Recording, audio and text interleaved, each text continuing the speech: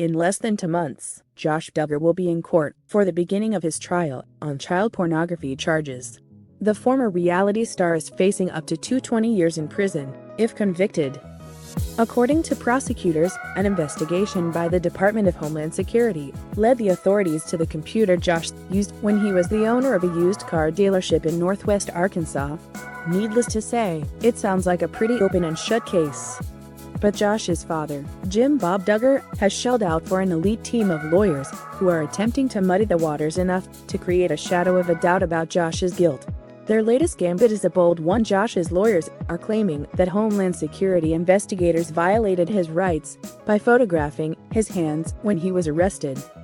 The photos are significant, as prosecutors say a scar on Josh's hand matches one in a photo that investigators found on his computer. The exact nature of the photo on the computer is unclear, but prosecutors believe it proves that the computer and the contents therein belong to Josh.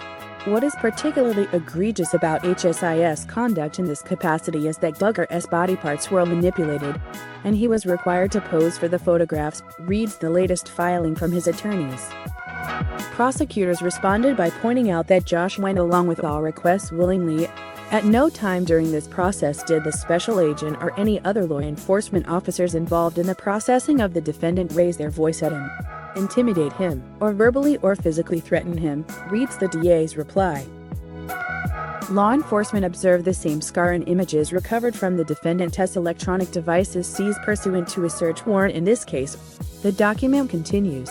Law enforcement's photographing of the defendant's hands did not constitute an unreasonable or warrantless search of the defendant. As made clear by the photographs included in the defendant's motion, his hands were in plain view and clearly visible, prosecutors went on.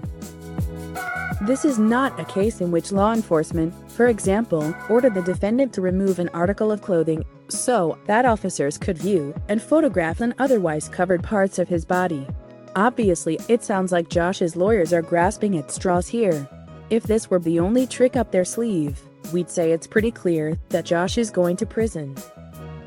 But his attorneys have unleashed a many-pronged attack, and they only need one of their approaches to be successful.